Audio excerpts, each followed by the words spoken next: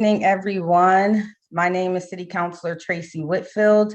I am joined by folks that you cannot currently see and you will not be able to see until they're speaking. My colleague, Councilor Justin Hurst, Chase Swan, and he'll explain his position shortly, and Tom Moore, and he'll explain his position shortly. So I just want to thank you and welcome all of you who signed up to speak today. We are so very glad to have you here to speak about the ARPA funding and what you would like to see this money used on, and just very grateful. So we have a lot of people registered today, so we're going to go ahead and move forward. You all know who I am.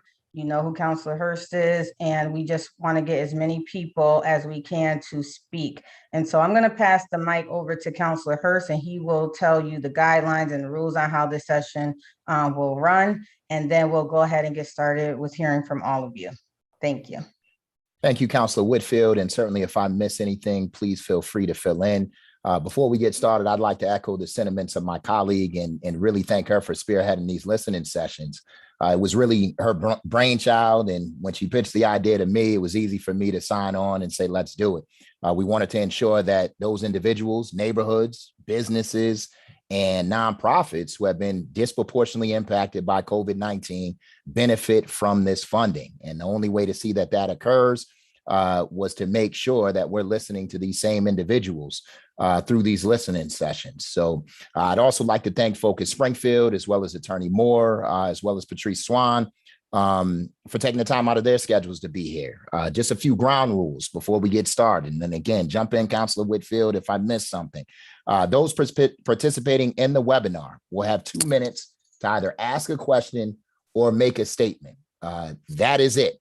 So if you ask a question and it takes 2 minutes for Attorney Moore to respond, then that is your time. And we apologize. We're going to be really strict with the time. We don't want to cut you off, but we certainly want to make sure that we hear from everybody. So please be as concise with your comments as possible. We will go in the order of those who are registering or who have registered, starting with the first 30 participants. If we can get to those additional individuals who have signed up, then we will do so. If we do not get to you this evening, please join us for our next listening session. Our webinar will be held on October 6th. And so we will make sure to get to you at that time. So with that said, I will turn it over to Attorney Moore first, followed by Mr. Swan to introduce themselves and tell us what their roles are as it relates to the American Rescue Plan Act funding. Attorney Moore was recently appointed as the newly created Department of Recovery and Business Continuity, and Mr. Swan was recently appointed the Director of Department of Technical Assistance and Compliance. So I will let them introduce themselves to you. And again, thank you everyone so much for being here this evening. Attorney Moore, we'll start with you. The floor is yours, followed by Mr. Swan. Thank you, Councilor. I'll be brief. Thank you, Councilor Hurst and Councilor Whitfield for having me here. I'm excited to hear from everybody who's ready to speak on the ARPA funding, specifically about impacts they feel are important and certainly priority items for spending, or even questions about the RFP process, which is upcoming. So I'm here to answer any questions I can. I won't get too far into the details now to kind of preserve as much time for the speakers as possible. But like I said, just excited to be here.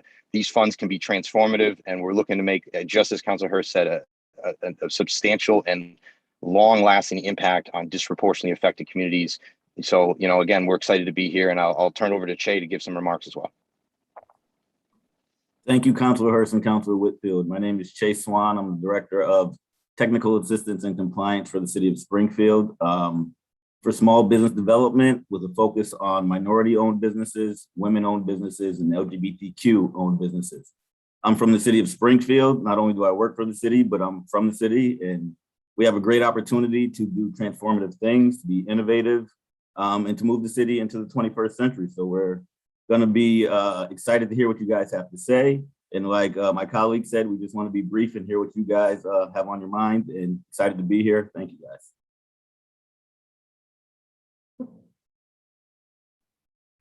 All right, so we are going to go ahead and get started. So what I'm doing right now is looking at the participants list and also looking at the list of who registered. And what I will do is I will go down the list as I see folks.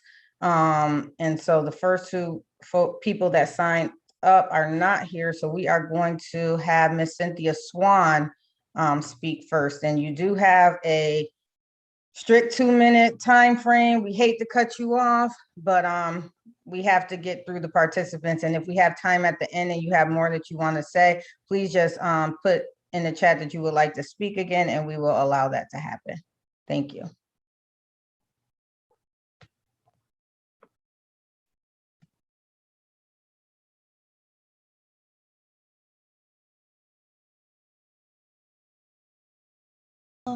Okay, here I am. Hello, everybody. Actually, I kind of figured this was going to happen to me. I don't have my questions yet. You know, I want to hear more before I basically ask my question, if that's okay. So sure, I'm going to postpone. All right, I'll circle back to you at the end, Sister Swan. Okay, thank you. You're welcome. All right, next in line, we have Zeta Govan, which I did not see. Anna Muhammad, is she here? Nope. Help me out, brother counselor. Jillian Hinkson, is Jillian here? Do not see Jillian. Katisha Galishaw. I do see Katisha. I hope I'm saying your name wrong. I apologize. I mean, right. I apologize if I'm not. Please just correct me.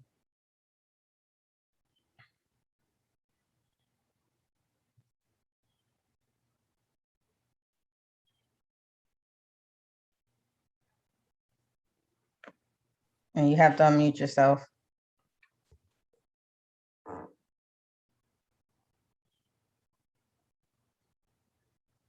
Katisha, I think.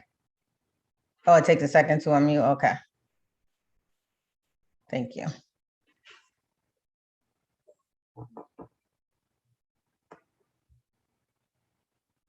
You're almost there, Ms. Galishaw. I apologize. That's okay. Can you hear me now? Yes.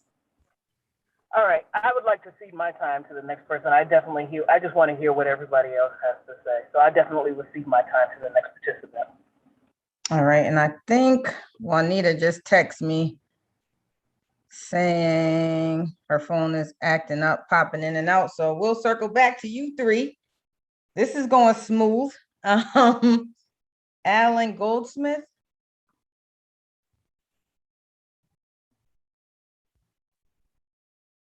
Is here. I think we got enough time. Hold on. Okay, can you hear me now? Yeah. Yes. Okay, I'm going to talk fast. I live on Elliott Street. Thanks for giving us this opportunity. Springfield obviously has a lot of problems that need to be addressed. Poverty, crime, drugs, homelessness, and mental illness.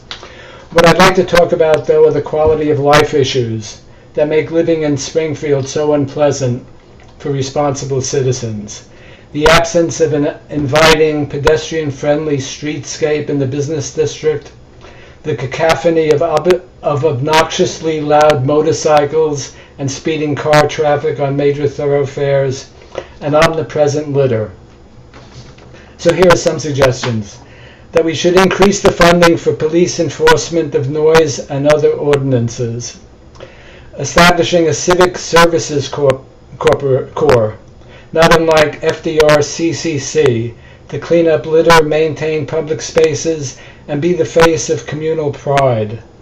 And maybe it can be funded by a special tax on convenience and liquor stores and fast food outlets whose packaging is the greatest source of litter. It would be nice to build a multi-purpose green space that either replaces the TD Bank parking lot altogether or is on an elevated platform above it and functions as a centrally located, peaceful, restorative oasis for city residents. I'd like to see Dwight Street turned into a handsome boulevard by creating a central island with flowering trees, calming traffic, and building a network of smaller park-like areas and gardens on platforms above its multiple parking lots, kind of like the High Line in New York. Install various low-impact amenities along the Riverwalk and Bikeway to turn it into a truly attractive and inviting destination.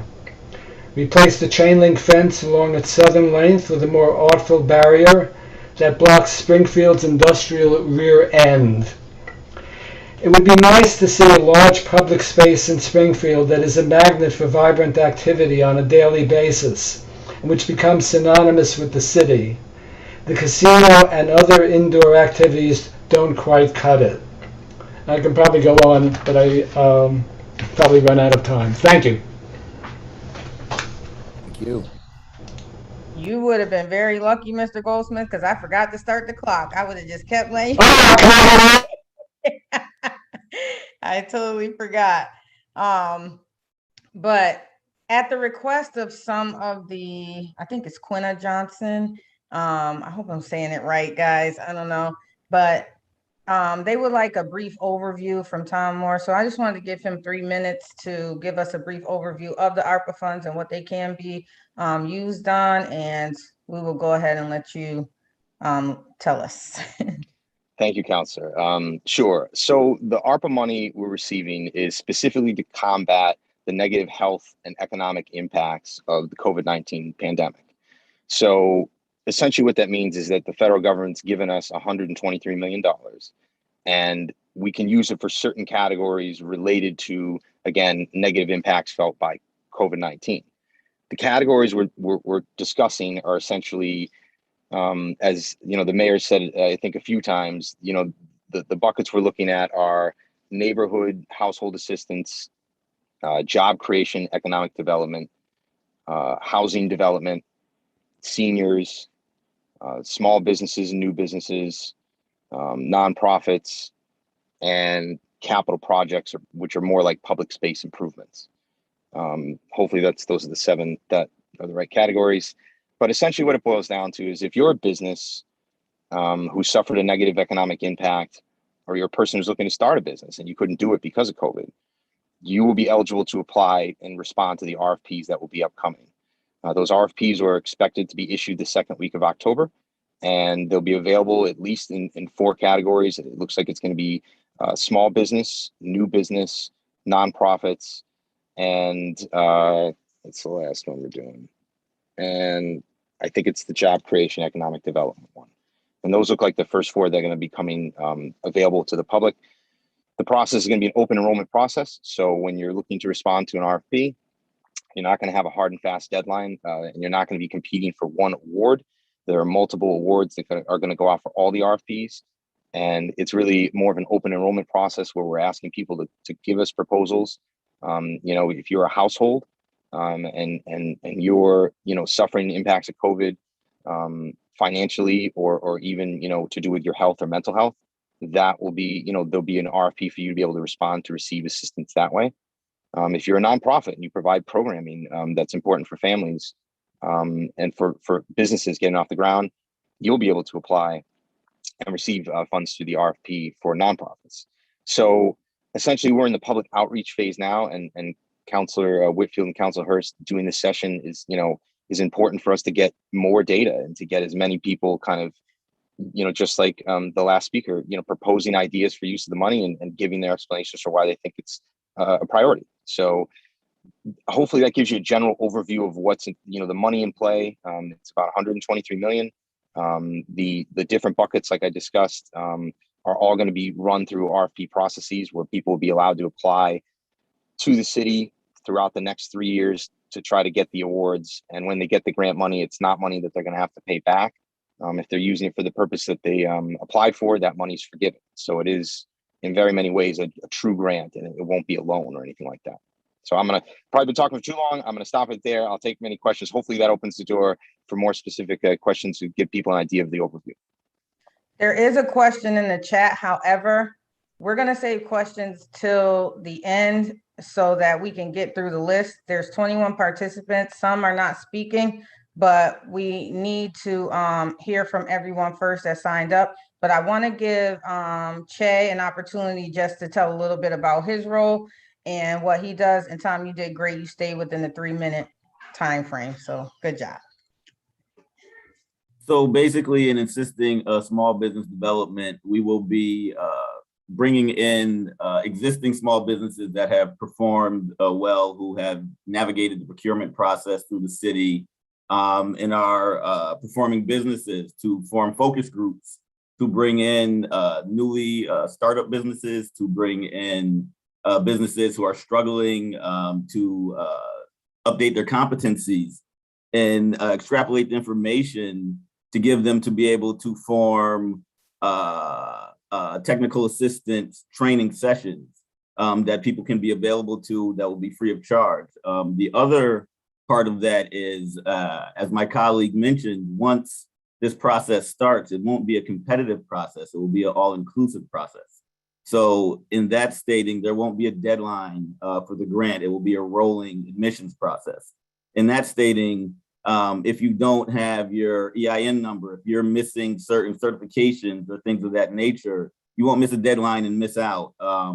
We will help you through the process, direct you to the proper resources for you to be able to deal with or handle whatever situations you need to do to make your grant whole and be able to procure the funds. So the technical assistance is exactly what that states. It's not going to be competitive where you're going against your neighbor. We're actually encouraging you to collaborate with your neighbor, to not only leverage the funding for yourself, but to create services for all inclusive, whether it's nonprofits, whether it's small businesses, and the like. So we're here to help, and we want this process not to be adversarial or competitive, but inclusive and collaborative. I don't know if that sums it up, but I just wanted to be brief to let everybody speak. That's fantastic. And you did even better than Tom. You were under 2 minutes. So thank you for that. So if you do have questions, put them in the chat. We'll get to as many as we can at the end of everyone speaking. And so the next person that we have is Anthony Moore. And I don't think he's on. I did not see him, Councilor Whitfield. Betsy, Tanisha, and Abdullah are the 3 next in line. Okay, so Betsy Johnson? That I see present. Okay.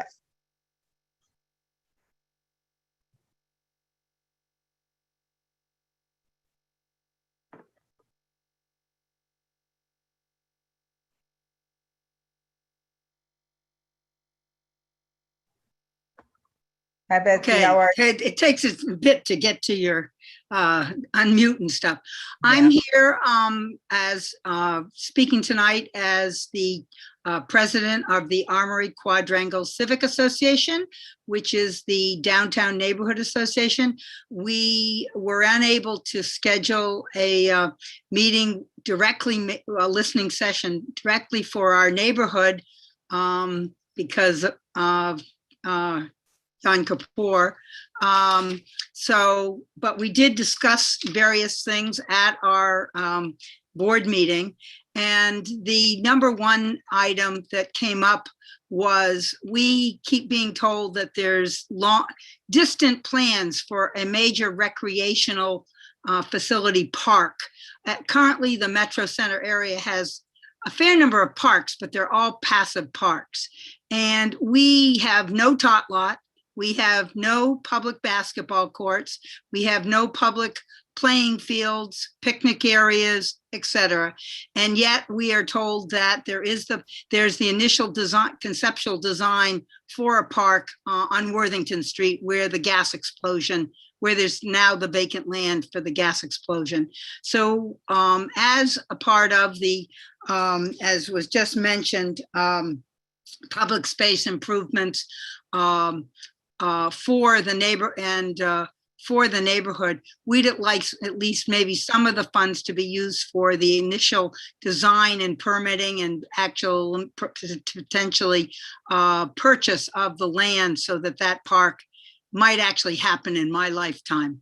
The other main thing that came up at our meeting, though, was rather than us tell you so much what we would really like to see what's the list of things the city is planning to go ahead and fund, and comment on, and sort of rank those and have a voice in that selection of those Ms. projects. Johnson, I'm sorry, the That's 2 it? minutes, we're That's past it? the 2 That was minutes. it? But I Thank appreciate you saying that about the list, because I have asked for the list on city projects a few times. And there is no list just yet, but when it is, I'll make sure that you get that. And that's a great idea. Can we rank those projects, Tom? So if that's something you can bring back to the administration, that the community would like some input on ranking city projects as well. Councilor, who's next? We have Tanisha. Tanisha Arena? Okay.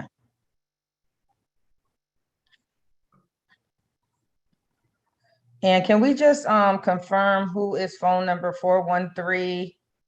413-517-4842?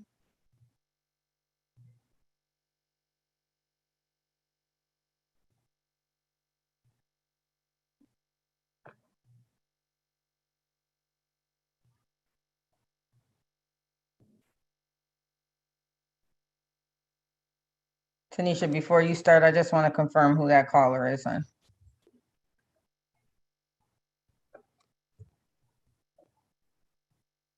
Four 413-517-4842. Can you just let us know who you are?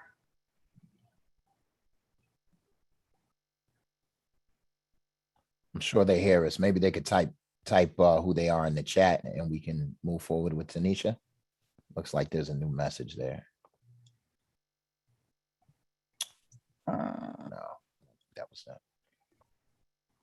Okay, well, they're gonna be removed if we can't Oh, they left. Oh, they figure it got kicked out. out. I don't think they left this area, but they're still on the call. Tanisha, you can go ahead. Okay. You have to forgive Oh, me. that's Juanita. That's Juanita Batcher. She texted me. Okay. Multitasking. So I'm identifying myself. I'm Tanisha Arena. I'm the executive director of Arise for Social Justice in Springfield. And when it comes to the funding, I did hear that one of the priority areas was nonprofits. We are a nonprofit. And of course, I would love to see an allocation of funding to go to the nonprofits that are doing the on the ground dirty work and not the usual players who they are more corporate than nonprofit. And having something like that prioritized, nonprofits that are grassroots in the communities and doing work in some ways that some folks would say is radical, but it's necessary. And I would put Arise in that category along with a couple other organizations. We have communities that are hurting. They were hurting before COVID, and COVID just amplified the hurt that was there and is there. And it looks like a number of things. Our young people don't have spaces and places to go in, and that contributes to what we're seeing on the streets in terms of violence. I'm somebody that has said, under-resourced communities create the conditions that are ripe for violence. So if we're going to reduce something like violence, then we need to actually resource our communities. And this is the perfect opportunity, to do that. So can something good come from COVID? And if the government wants to now magically throw lots of money at us, okay, and let's allocate it in ways that make sense across the board to do the most good for the most people in our community. And like Ayanna Presley said, it's the ones that are furthest away from the power, closest to the pain. So let's put some money into the spaces and places where people are hurting and really, create conditions that are equitable and things that make sense. So I'm all for seeing funding dollars go to nonprofits and not like nickel and dime, but like money that actually makes sense. Sorry, that's the 2 minutes, Tanisha. Okay. It goes Done. by fast. I'm sorry. But before Can I just say something real quickly to that? Yes. I would definitely encourage you to apply, and I would encourage you to partner with your organizations that do similar work in the same space and come up with a project or a program that you guys see as transformative or innovative. So I definitely encourage you to do that. Thank you, Che. And before we move on, Tom, I just want you to answer the funding that's in each bucket. Do we know that yet? As of For the now, art- it's not expressed in like a set amount. I think right now, we're looking more like a range. So to speak to the speaker's point, there is a sizable portion that's in the range for nonprofit. And I think like if I had to put like a ballpark percentage on that, you're looking at, geez, let me see, I took notes on this somewhere. Yeah, so I don't know, somewhere between like 20 to 35% of the total money. It's like a good chunk of the money. If you do the math, that's quite a good healthy number. So it can go through and be spread across a lot of organizations to do a lot of good. Again, to the speaker's point, a lot of these organizations who are doing a lot of grassroots work have been underfunded, and now is a good chance, like Chase said, to put in an application to get funded. And that can be it can mean a lot to sustainability for those types of programs, not just over the next year or two, but for the next decade. So hopefully that answers the question. Yes, and before you leave, just a follow up on, will there be a tracking system in place on how the money is spent? Oh yes. Yeah, there's right now I've seen what's kind of like the prototype of what our databases are going to look like. A lot of what we're doing now is we're cataloging a lot of the public input, right? So there's databases being created for the public input piece. There's going to be databases for all of the RFP awards. So you're going to be able to track it not just by category of RFP, but basically by recipients. If you want to look through any, the value of the dollars, the type of business, for example, if it was a small business or a nonprofit, the type of nonprofit, all that stuff should be sortable through the database we're going to have. So yeah, it's all going to be public record. As you know me, like it's all supposed to be very open public record. That is very much what's going to happen. So my vision for this with the city's website is to have that information available for anybody at any time to go and find it, and to come to City Hall if they want to just physically come get a copy of the latest report that kind of gives you the breakdown. So we will do our best to redact some of the personal or financial information for the people who receive the money, of course. But you're going to be able to get the information you're looking for one way or another because it'll be within the database. And final question before we move on to our next speaker: are there guidelines being shared for the RFPs, and will there be seminars? So it's a great question. There are guidelines to the RFP. The RFPs are designed to be user-friendly as much as possible. So in the sense that there are technical compliance issues with applying for ARPA money, the RFP is going to try to walk you through that as best as possible and in a sense, kind of go arm in arm with you through the process. There will also be technical assistance available if you're applying like through either, small businesses or nonprofits, or even for household assistance. Che and myself are available to answer questions or clarify anything that's within the RFP. It's, again, intended to be a user-friendly process where we're not trying to disqualify, we're trying to qualify. And that's sort of the goal here. Can I just piggyback off of that? Yes. I don't know if anybody on the call has been apprised of the Prime to Pump grants that went out when COVID first hit to the small businesses. And it's going to be much similar to that process. 2-3 pages, very short, very quick, designed to get the money to the streets as quickly as possible. Thank you, Che. That's fantastic. So we're going to move forward with the next speaker, Councilor. Abdullah, followed by Corinne. And then those who are joining late, if you wish to speak, we'll circle back to you. Okay. All righty.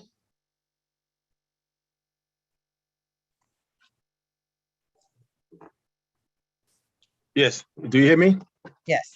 Okay. Good evening, councilor persons. Now, I thank you very much for hosting this listening section. And my name is Abdullah Abdul Rahim, and I have some concern about infrastructure. This money should be for infrastructure, that longevity versus short jeopardy. I think money for nonprofit organization on the short term, I think that's good. But the longevity, I like to talk about maybe I'd like to see some of the fund to go towards lighting in the city of Springfield. Change the lighting system, better lighting, LED lighting. That can help public safety. That's very important for us to understand. Springfield is a place with high crime area at, but the places where the high crime area got bad lighting. I know back in the 70s and 80s, a place like Miami and Chicago, where they put lighting in, better lighting. the crime rate went down. And during this time, I think that's important. And also, I like for some of this fund to be used for the city of Springfield, maybe to purchase the light polling from Eversource. That could be when that happens, we can build a strong infrastructure with broadband to improve the internet in Springfield area. Every towns around Springfield have good internet service in Springfield. So that could be a long-term jeopardy for the city of Springfield in investment. And there could be a minority business can do this work. You can subcontract to the small businesses. We're talking about sidewalks. Make public safety for our children, go back and forth to school, better crossing, for our children to go to the buses and get off the bus, and elderly people.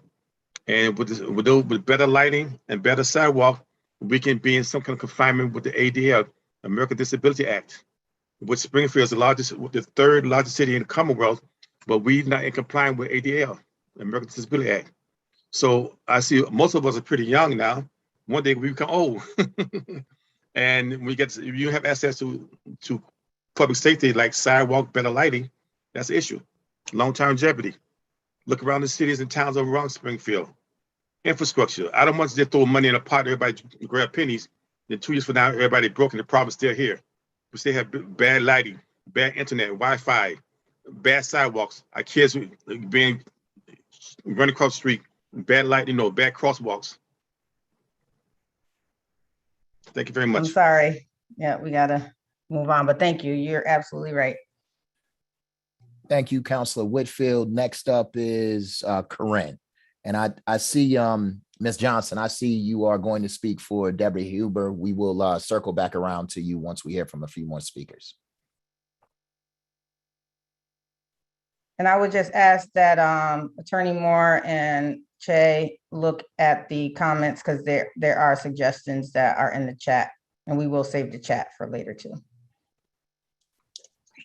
Hi, I'm Corinne Ryan, Managing Attorney of Community Legal Aid Springfield office. We are a nonprofit right in the heart of downtown Springfield. Thanks so much for convening this meeting. So Community Legal Aid is the sole full service free civil legal aid provider for the low income and elderly residents of Central and Western Mass. Springfield is one of our largest offices. So I'd ask just that the city please remember the importance of equity-based services and the civil legal needs of our Springfield residents in particular. These are some of the most vulnerable folks in our area, and their needs have been really highlighted and exacerbated by the pandemic, as Tanisha pointed out earlier. So the vast majority of our clients have household incomes of no more than 125% of the federal poverty guidelines, and they can't afford to hire an attorney for their civil legal problems. So during the pandemic, we served nearly 1,000 residents of Springfield. We helped stabilize their housing and defend against eviction. We helped get them access to unemployment and other benefits. We helped victims of domestic violence, and we helped kids in school get the special ed services that they need. Still, we have to turn away more than half of the folks that apply for our services. So we turn away thousands of folks every year, and their needs have not disappeared. Our education law unit is seeing increased demand for help as students with special needs are waiting to be evaluated for services. And those with mental health difficulties are struggling to transition back to classrooms after more than a year of remote learning. Our housing attorneys continue to try to help the surge of folks who face eviction now that the moratorium has ended. And our benefits attorneys are as busy as ever trying to get folks stabilized in better household situations and economic situations. So these are just a couple of examples. Councilor Hurst, I know you said these sessions are meant to give a voice to the underserved. Certainly an investment of ARPA monies into community legal aid and civil legal aid services will help exactly those folks. These are the underserved in the community. So we appreciate sort of you considering us and keeping us in mind as you think about disseminating this money. It will help us develop our programming. It will help us support our core work and our overall mission. Ms. Ryan, the time is up. You did fantastic. Thank you for getting your points across in a succinct way. Thank you. Thank you. Thank you as well. Next up, we'll have Jillian Hickson, followed by Juanita Batchelor. Oh, I thought Janae was next. I added Janae. Okay, okay. All right, Janae McDonald. We'll circle back to them. Janae McDonald.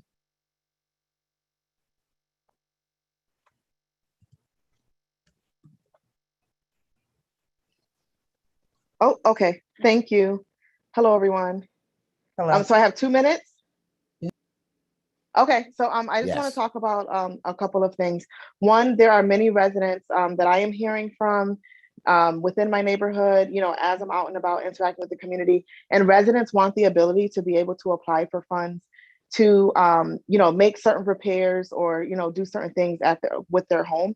Many residents have had to use funds or dip into their savings to remain financially stable throughout the pandemic, whether it's because of employment loss or other financial situations. And so, especially many seniors who have had either issues accessing the city's current home repair program or not having enough funds available to access that.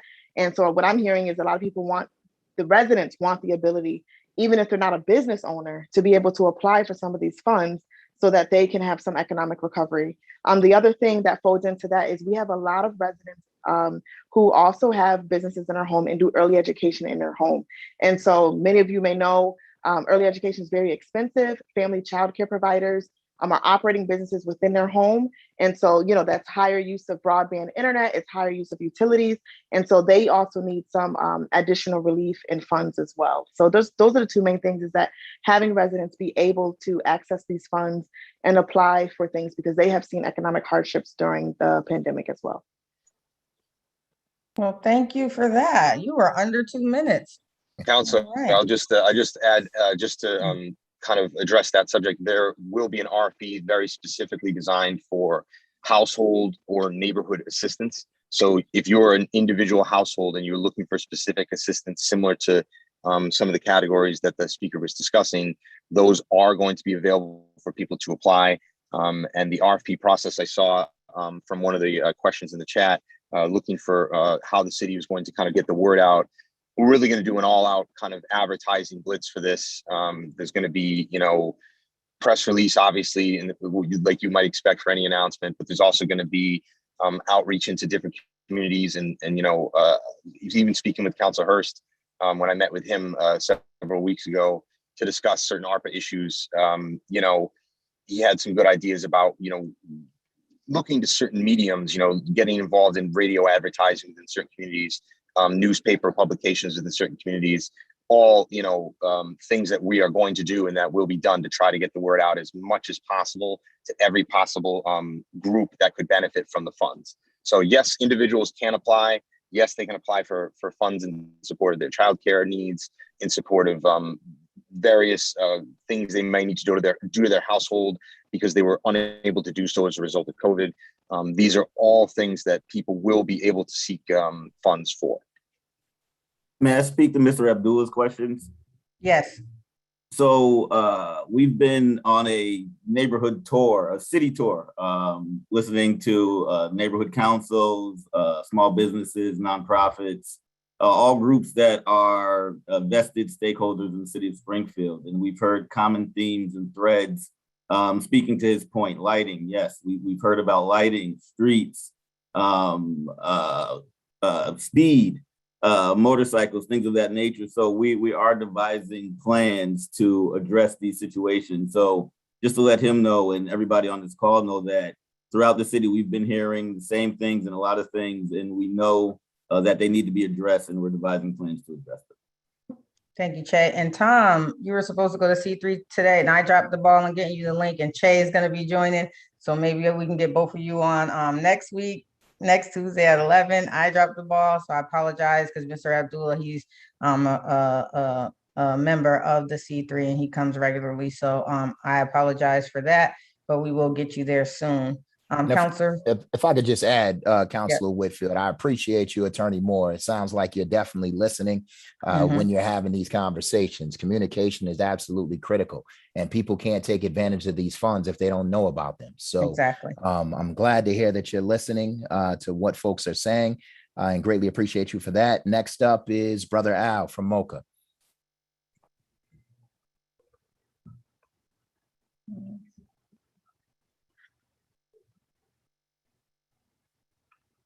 I don't think he's with us anymore, Councilor.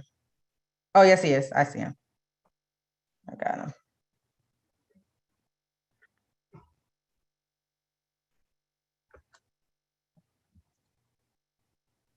Brother Al, you just have to unmute. I know it takes time. Thank you, Councilor Hurst. I really don't have nothing to say at this time. I did just sign up just to be a part of the panel, to listening. It's great that we have these funds. Can you hear me? Yes. It's great that we do have funds in our community in the city of Springfield to help those who have been affected by the corona. And so just having these sessions and being able to talk about how to distribute these funds is very important. So we're just grateful to you and Vice President Whitfield for having these sessions. Thank you. Thank you, Brother Al. Definitely appreciate it. Next up, Councilor Whitfield is Akala.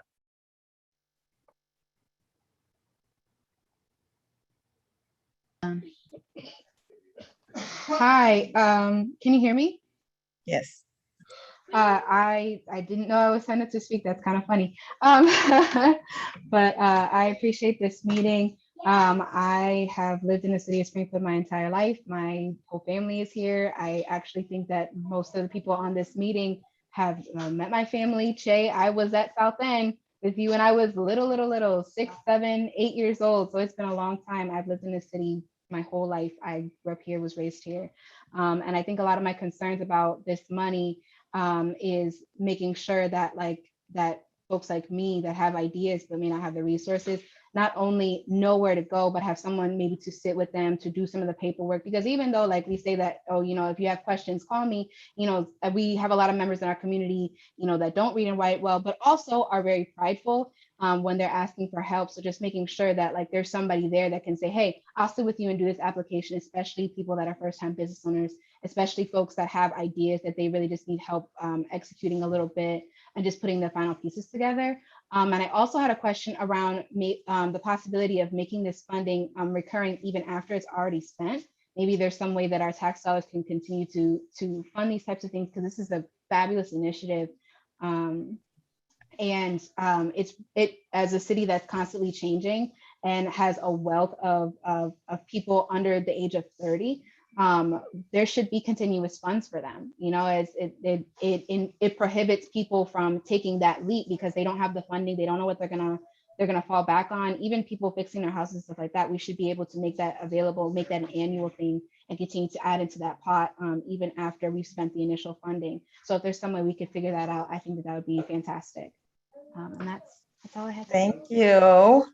Glad to hear Councilor, from you, honey. Councilor, I just to the speaker's very good points. That's a major focus for us within the business RFP.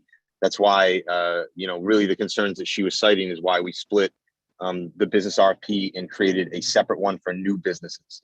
So there's going to be a new business RFP that just deals with startups essentially, and that's going to be something that is going to have the city's technical assistance compliance department through Trayce taking a very kind of hands-on role to help people with certain elements of, like we're talking about, just paperwork compliance or filing certain reports on time.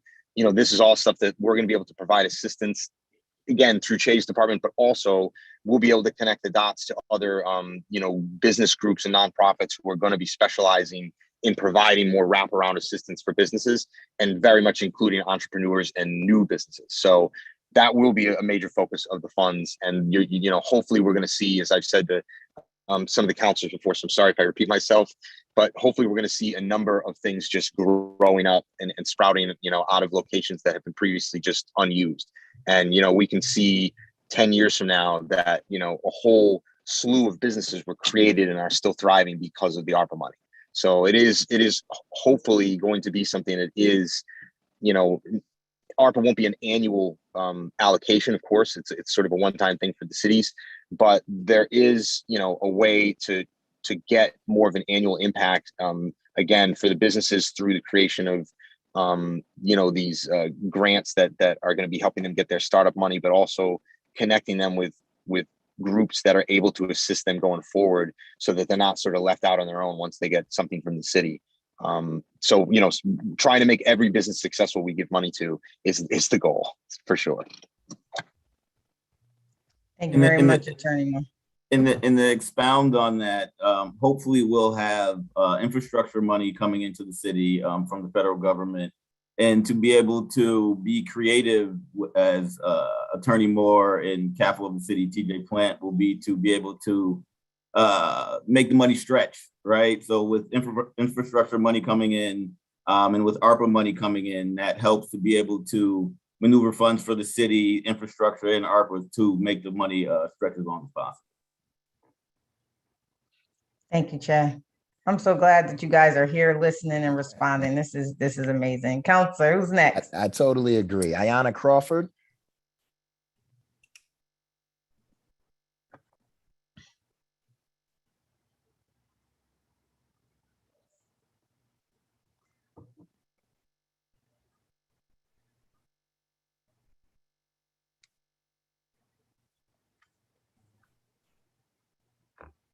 Good evening. Good evening. I can hear you.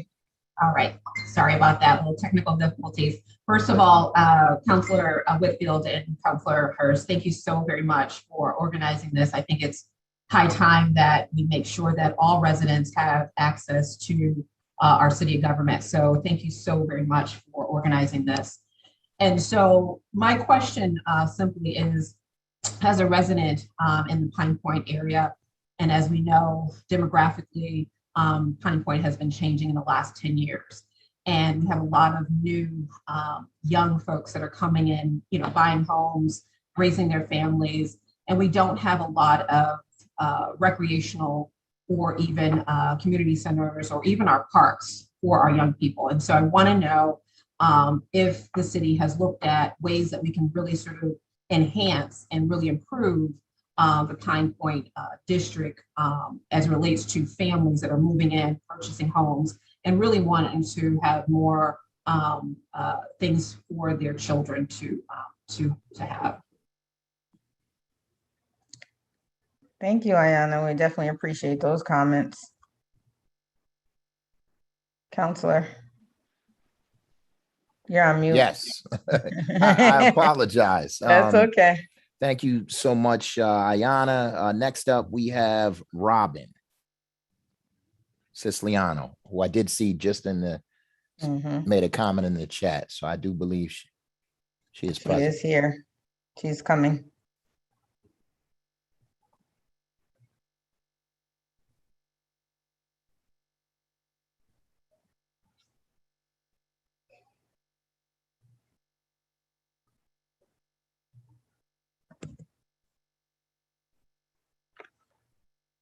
Robin, if you're able to unmute, you have the floor. I think it's muting and unmuting because I seen it unmute really quickly.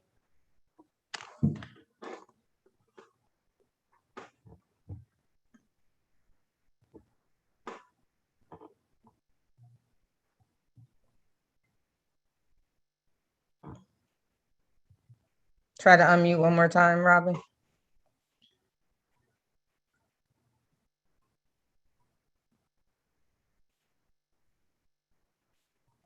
Why don't we leave her in the yeah, leave her in until she figures out how to unmute, and we'll go to Sam, who I believe is on the call. I don't know, Sam, if you wanted to say anything, but we'll certainly let you in and see.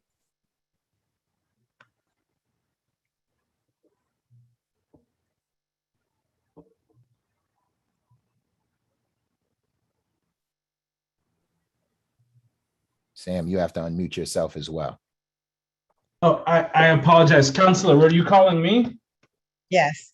Oh, sorry. I'm just here to listen, but would love to just say hello formally to everyone on the line.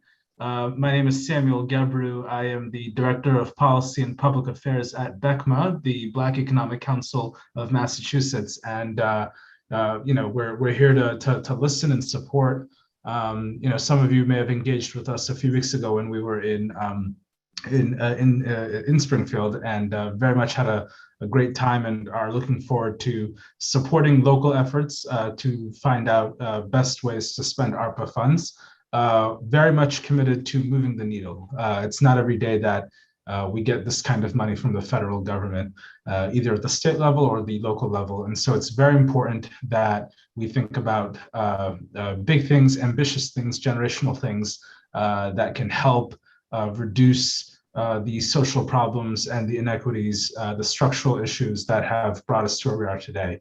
And so in the coming weeks, BECMA is going to be very engaged with municipal people in Springfield, including councilors Hurst and Whitfield, and other municipal leaders across the Commonwealth and state lawmakers to identify best ways and best practices to use these dollars to advance racial equity. That's all I'll say for now, but very much looking forward to listening and learning. I'll drop my contact information in the chat box if anyone wants to follow up afterwards. But thank you so much, Councilors Hurst and Whitfield, for the work that you're doing, your leadership in convening today's meeting. Really appreciate that. No problem. Thank you, Samuel. And we are glad to have you here because you have made us aware of the $5 billion that's on the state level that we also have to lobby for. So we want folks to keep an eye out for the information sessions on those, because we're going to continue to have these to ensure that the funding that is deserved by Springfield and the residents and the businesses and nonprofits of Springfield get what we deserve. And so just keep your eye out for listening sessions there. Councilor. Thank you, Councilor Whitfield. And just to add to that, oftentimes we don't know what's happening at the state level. And so we certainly appreciate you, Sam. There clearly is a lot of money that is there, that is looking to be spent for a similar purpose, if not the same purpose. So we want to make sure that we're also lobbying our state representatives. On top of that, I see our fellow colleague, Councilor Davila, who is also a very integral part of the city council and certainly does great work over in Ward 6. So thank you so much for joining us, Councilor Davila, and listening to the residents. With that being said, Councilor Whitfield, we have Reverend David Lewis. Yes.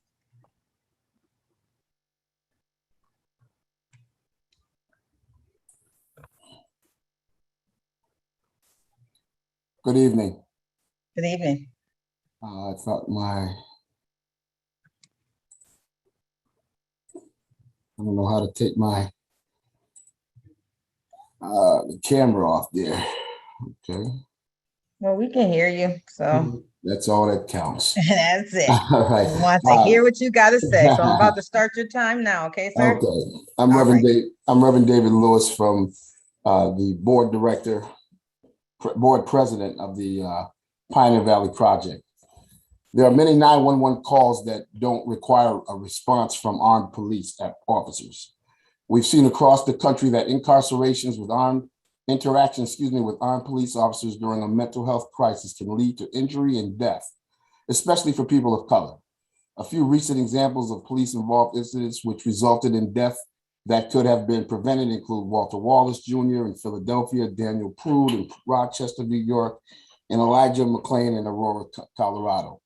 We need to create an alternative to armed police response for nonviolent crisis in Springfield. We are calling for the creation of a Springfield Community Crisis Response Team, a team comprised of one medic or nurse, EMT or nurse, and one behavioral health worker. This 24/7 mobile crisis intervention team would be dispatched by 911 police fire services to respond to a variety of nonviolent crises, e.g. intoxications, drug overdose, suicide risk, self-harm, and other mental health crises. Armed Springfield Police Department officers would not be dispatched to these calls. How has this approach helped in other cities? In Eugene, Oregon, the Cahoots program diverts 5 to 8% of 911 calls and has saved the police department there an average of $8.5 million annually from 2014 to 2017. In Denver, Colorado, in its first 6 months, STAR went out to 748 calls with no assistance from the police and made 0 arrests. Where would we get the money to pay for this in Springfield? The March COVID relief package includes $1 billion for states to begin setting up a Cahoots type model, and Medicaid would reimburse 85% of the cost of the service for the next 3 years. The bill's language states that crisis teams must be trained in trauma-informed care, de-escalation, and harm reduction, as well as provide or coordinate transportation to help individuals to reach their next step in care. The services have to be connected to regional hotlines and emergency medical services systems, but not operated or affiliated with a state or local enforcement. PVP is I'm calling. sorry, Rev. I'm sorry. The time is up. You did great. We'll come back if we have time at the end. I wasn't able to unmute Miss Robin, but I don't know if Focus can. I've tried. It's not working. Yeah, it's not Okay. working. I'm sorry. So, All so we right. can read her statement where she says, "I'm sorry, I'm not that technologically savvy, but I am a school nurse in the Springfield Public Schools, and we need help with this COVID-19 pandemic.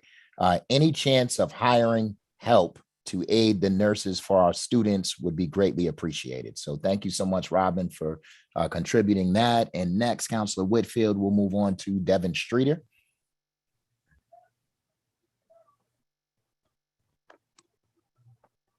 Good evening. Good My evening. name is Devin Streeter. I am a resident of Springfield, born and raised in the Pioneer Valley. I'm also a Westfield State alumni. I am also a small business owner. I created Devin Devon, which is a comfortable lifestyle footwear brand for people who struggle to find their size. And what I would say, as far as being a business owner in Springfield, and what I see a great need would be is more ownership. As I'm scaling my business, I've come across a few different barriers to possibly obtain retail space, or not just myself, but other entrepreneurs that I've met through in that ecosystem. So I firmly feel that ownership and infrastructure, especially with people of color, Black and brown people, I think that would be very much beneficial to not only the businesses that these entrepreneurs are providing, but also to the city. It would give diversity. It would add variety to what is we currently have. And I would just say thank you again, Councilor Hurst and Councilor Whitfield, for actually allowing us to state our piece as far as to how these funds could be allocated and where they could be allocated towards. And I really firmly believe that giving ownership to Black and brown businesses will really benefit the city enormously. And thank you.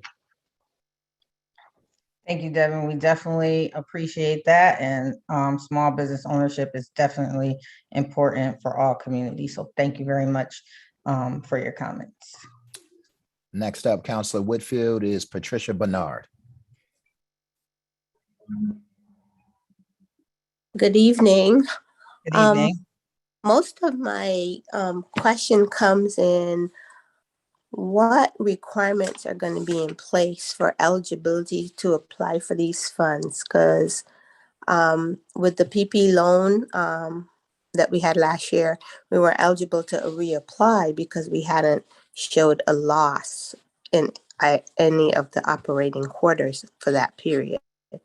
So my curiosity lies in eligibility requirements.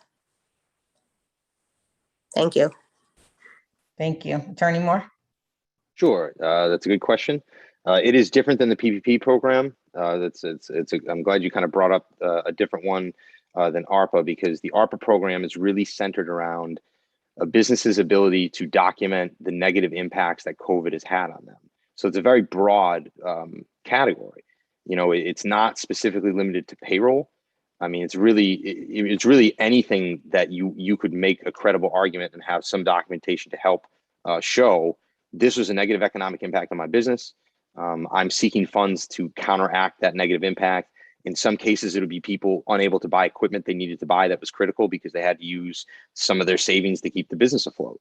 Sometimes it's going to be struggle with utility or rental expenses that they got behind on because, again, they're taking money out of their own accounts to try to keep the business running. Some of it might be having, staff issues where you need to rehire a bunch of people because you've suddenly gotten a demand back when you were forced to close initially. You had to lay everybody off. So there's a much more flexibility to the spending for businesses at this time around. The key piece of it, and this is going to be very clearly spelled out, and again, hopefully very user-friendly within the RFP, is that, we're going to want to know, as in as much detail as possible what the effects were of COVID on your business and how you can best show us how those effects can be substantiated, whether it's with documents, hopefully it is with, written, reporting and documentation based on the business's performance, but it's not always a revenue issue. Oftentimes it's like I say, a delayed expansion perhaps, or a forced contraction. That's really something that people are seeking funds for. Again, we're going to try to make it as broadly available as possible for businesses, so we will not be as restrictive as PPP. Thank you, Attorney Moore. Appreciate that. Councilor? Thank you, Councilor Whitfield. So we're going to circle back around to those. Gene Williams is on here. Is Gene Williams on? Yes. Okay, we will hear from Gene Williams. Thank you, Councilor. No problem. And Quinta Johnson is also on here, so I just didn't want to skip these. Got it. We got like 2 more people and then we'll circle back. 3 more. Okay, Ms. Williams?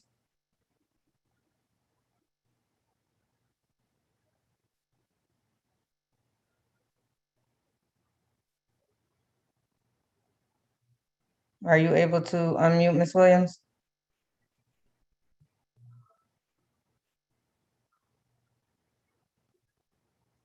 Council, we'll hold her like we did for Robin.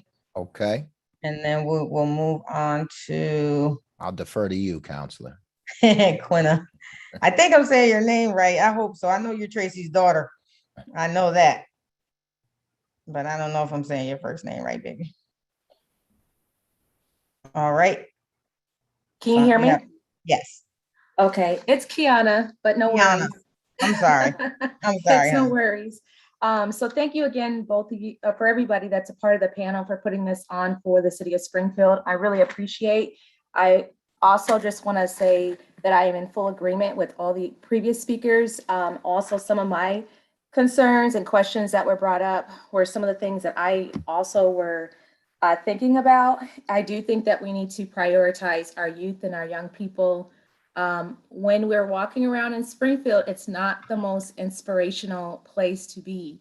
And I think we need to think about that and how can we better provide opportunities for our young people, such as employment for them, also employment as they're leaving high school, making sure that they are on, a strong career path and that they're able to start careers in the city and to be able to start and have, families that they're able to provide for. And I also think we need to consider just the way in which the city looks in the first place. We're talking about starting new businesses. Where are these new businesses going to be?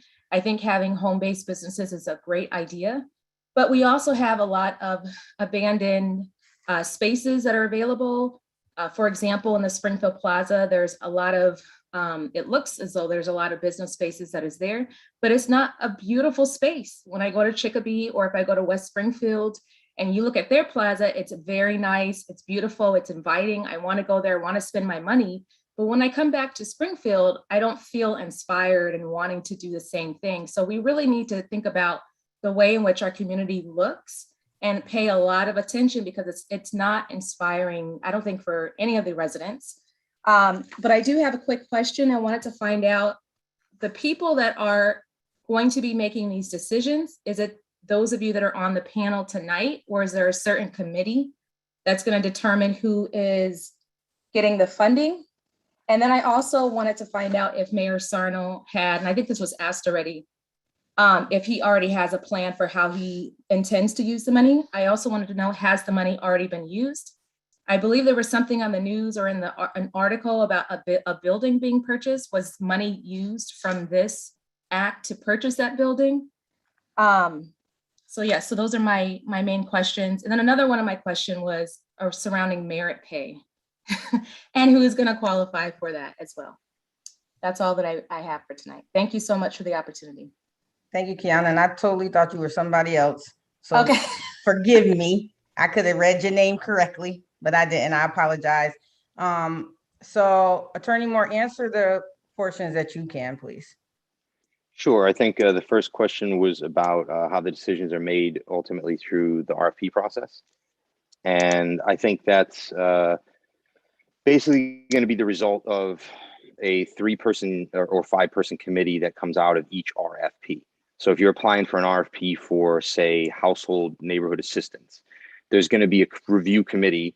I am not going to be on the review committees, and I don't believe Che will be either, because our roles are going to be a lot to do with providing assistance to people, answering questions, and interacting more with the proposers to try to, either fix issues that are problematic with the proposals, or to, explain, why certain things are not eligible or something like that. So these review committees are going to intake all of the submissions. They're going to look at like the minimum criteria to see if it's eligible, and then they're going to evaluate the petitions based on the criteria that's in the RFP. So you'll be able to see, what specifically will rank your proposal higher than it, if you're missing certain pieces, it would rank you lower. So the committee is going to make a decision in hopefully a 3-week period, and at that point, if you get the award, you'll be granted a contract, and an award will be given out, and there'll be obviously reporting requirements that go with that. And again, that's where Che and I are going to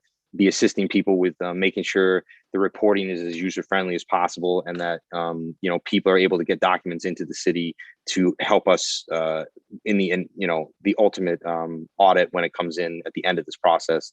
We'll have all of our files in order. So the decisions are being made by a committee. The committee is going to be comprised of the relative department. So a member from the relative department. So say if it was new business or small business, it would be economic development.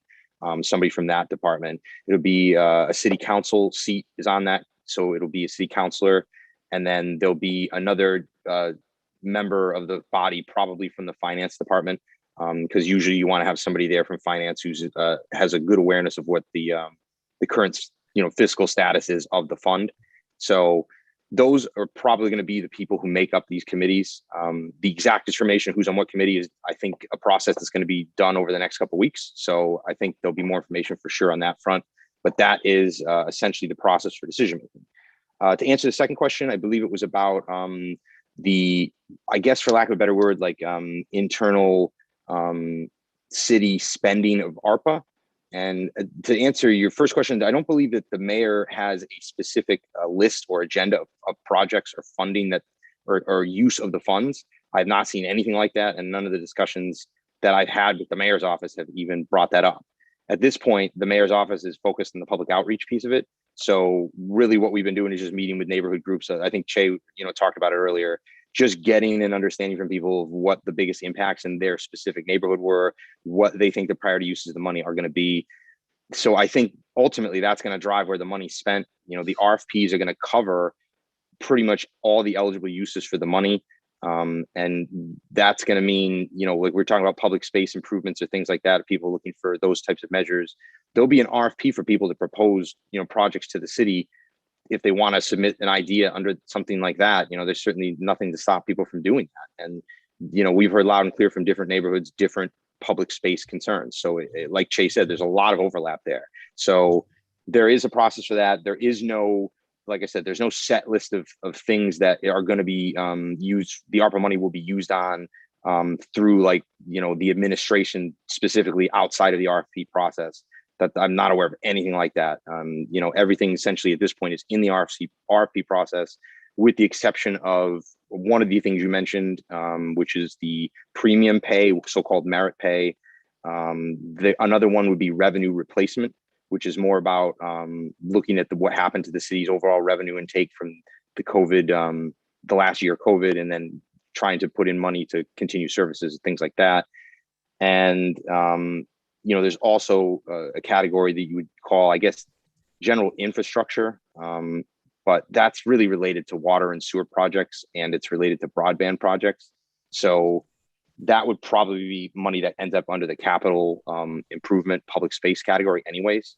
So, hopefully that answers your question about whether there's an internal kind of set priority list of things to spend on. But I've not seen anything like that. So the last one was merit pay. I'm trying to think of what the specific question was, but what I'll say is what I know on the issue. The merit pay that was issued so far to date, I believe, was the result of a process that went through each department. So if you were a city employee and you were in XYZ department. That department had made the recommendation to the Human Resources Department about the amount of money, if any employee should be getting. Then the HR department went through a process of evaluating those recommendations, and they had their own methodology for determining ultimately how much people got. I really can't speak to the details on that because I was not involved. So I apologize for not being able to give more specific information. But that's the extent of what I have for merit pay. I probably missed one of the questions. I think that was it. I think there were 3. Okay. And If if not, people can ask. They can reach out. The Yeah. email is available on the city's website for anybody who wants to ask me any follow-up questions through the email. You can go to the Department of Recovery and Business Continuity, and it will have a direct link for emails or any kind of contact information that goes directly to me. So if you have any questions beyond today's session you want to ask me, I'll certainly write back and respond. we hope that you all can bear with us. We are going to extend the session to 7:25 to try to get through all the people. And I hope Che and Attorney Moore can stay on with us for a little while longer.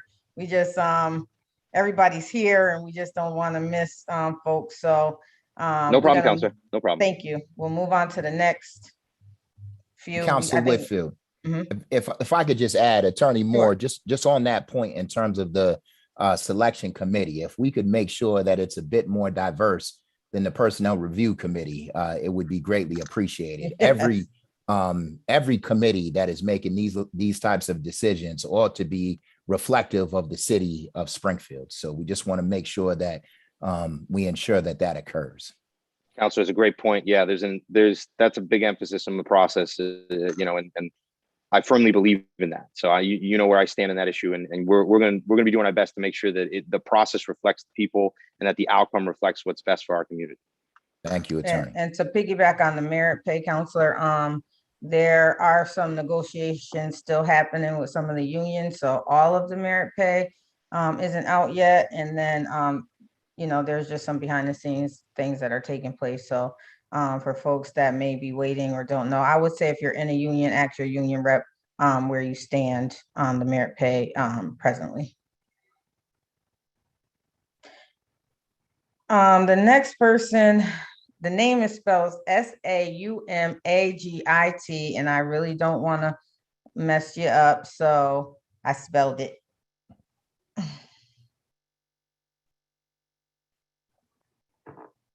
Hi, everyone. I'm Hello. Saumagit. I work with Tom and Shay.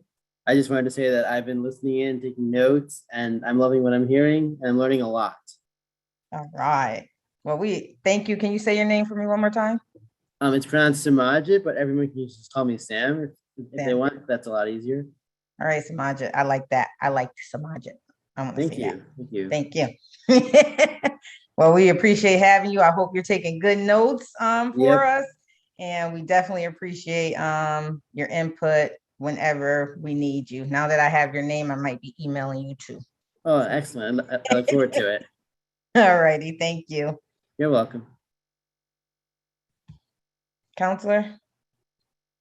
The next person who I see, Cynthia Swan, followed by Jillian Hinkson. Hold on. Cynthia Keys is here. And that's the last Cynthia person Keys I here? see on the list. Okay, let's do it.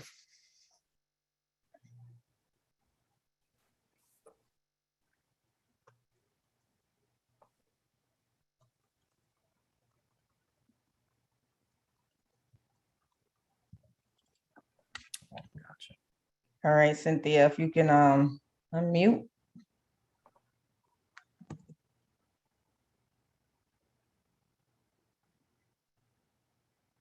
Yes, Betsy, we're getting back down the list. We're going to the top and coming back down. I'm just listening. I don't have any questions, so I'm just listening to everybody. Oh, okay. Well, we appreciate you listening. We appreciate having you. Thank you. Cynthia Swan is next.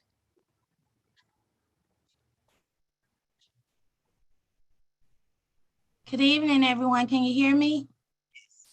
And okay, good. All right. Thank you, Councilors Whitfield and Hurst, for organizing this listening session. And thank you for allowing me the opportunity to come back to me. I concur with all that I've heard tonight, certainly. However, as one who has both suffered from COVID-19, the virus, as you know, and as well have suffered great losses, one being my mother from COVID-19. I believe that a decent portion of these money should also be designated specifically for certain groups and areas that represent those the most impacted and certainly represent the worst of the impact of COVID-19. So not only am I an example of the most impacted, I'm also a benefactor of receiving the most support from individuals in the community and from groups within the community. I really saw how the community comes together to help meet the needs of us when we're in crisis. So these people don't represent 501c3s. They don't represent organizations necessarily, and they certainly don't represent businesses. But this is the best of Springfield as I see it. And with that being said, I think that some of these money should be allocated to some of these individuals and some of these groups. So I also think that some of these people may not want to go through the bureaucratic kind of red tape to organize a 501c3 or LLC or whatever is required to respond to an RFP. And so with that said, are we going to develop and create ways to also resource some of these individuals and some of these groups? An example would be a group within a church that is raising money to feed people with food insecurity that they know of, because food insecurity is a problem here. Housing security is a problem here. Healthcare management since COVID is a problem here. Mental health services, accessing mental health services is a problem here. And I know of a lot of groups that are doing this. Also giving information for affordable life insurance policies, because we need that right now, especially, during this time of COVID. So I just want to know, are there going to be ways to where we can create quicker ways for people to also— Time is up, sis. Sorry. Okay. All right. Let's get the question answered. Attorney Moore? Yes, I think I understood the question. There will be a very streamlined process for, I guess, groups in the category you're discussing to apply for the money and receive the funds. Again, as I mentioned before, it would be in a grant form, so there's no payback obligation as long as you're using it for the purpose that you applied for. So, I think Trayce said this, and I'll steal a line from him that I've heard a few times that I like. It really is a time where you can be innovative in what you're proposing, where, a lot of the programming that comes out of federal assistance programs, it can be very onerous and it can be very difficult as far as like trying to get access to the funds and meet a standard of, eligibility or get all the paperwork together that in the forms that they're looking for. We're trying to cut down on that as much as possible with this program. And, the end result hopefully will be that when people apply, they have a very short turnaround to wait. They have direct information if they didn't get the award, why they didn't, and exactly how they can fix their proposal to get the award. And then there's no prohibition for people applying multiple times or submitting multiple proposals throughout the period of time that they're able to, which is to the end of 2024. So you could theoretically, as one of the groups we're talking about, operating, looking for assistance with operations, looking for, funds to help expand your programming, and you get awarded money, say in early 22, you get your Arpa check and you have your funds and you're starting up your programming. You could theoretically apply at the beginning of 23 and the beginning of 24. And you could just keep, you could apply several times and receive the money as long as you're using it for, the purpose you're describing, and it's continuing forward to provide assistance. So I'm hoping, and the hopefulness of the program, like we discussed previously, is to make it a sustainable kind of benefit for the community and not just a one-time benefit. And to expound on that point, that's where the collaborative component comes in. Whether you don't have the competencies or you haven't been through the bureaucratic process, you can offer value added to another organization that actually has those competencies to help you get there, and you can help them with whatever services or value you bring to their programs as well. So this is a time to think outside the box, to be innovative, and to think big. Thank you. Thank you, both Jay. so much. We're gonna move to Juanita Batchelor, and then Betsy, you will have the final comment.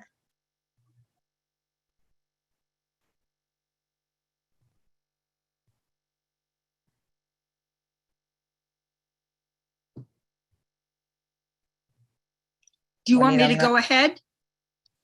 No, I want to see if she can unmute first, Betsy, and Okay. then if not, you can go ahead.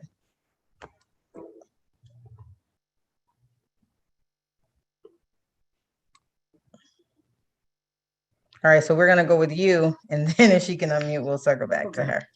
All right.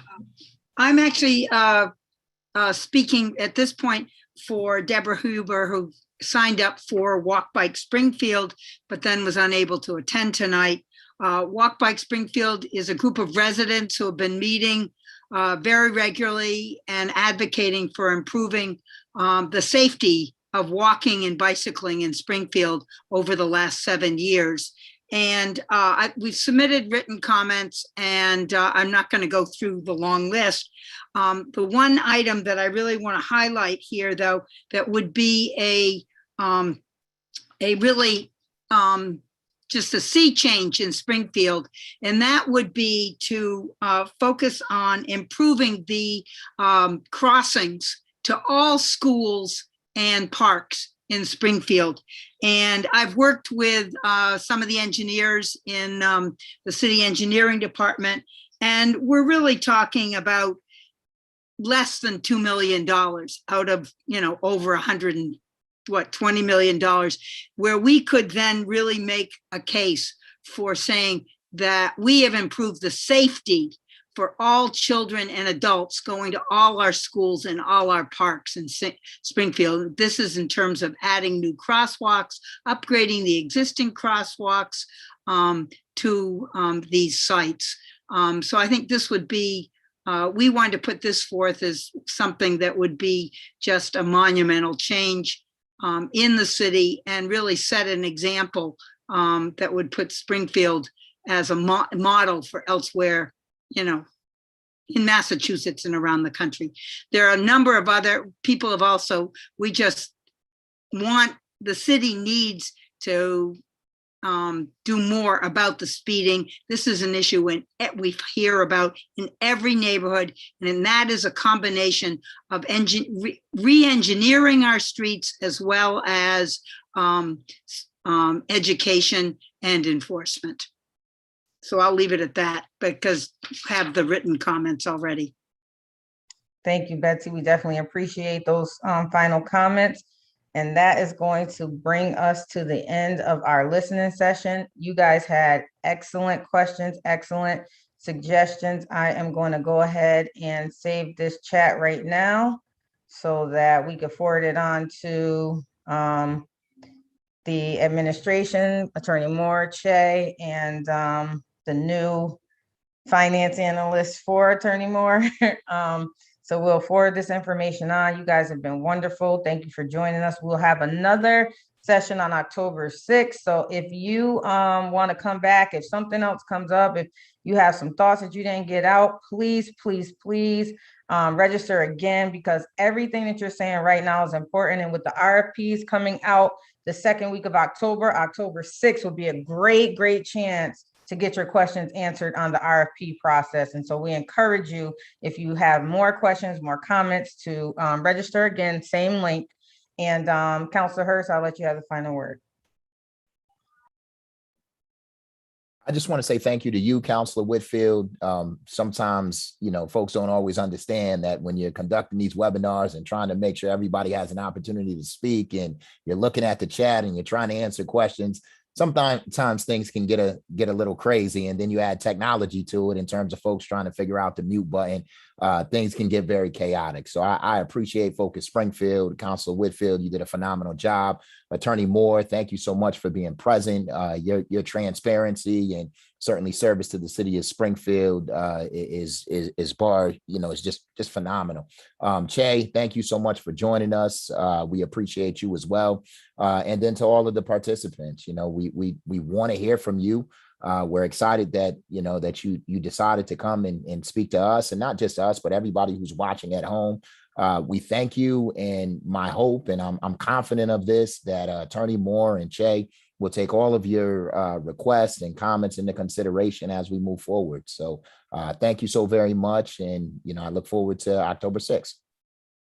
Thank you, everyone. Thank you, Che. Thank you, Attorney Moore. Thank you, Focus Springfield, and thank you, community. Thank you for coming out and expressing what you want to see. This is very important. See you October 6th. Thank you, counselors. Thank you for having us. Bye-bye. Thanks for having us. Bye-bye.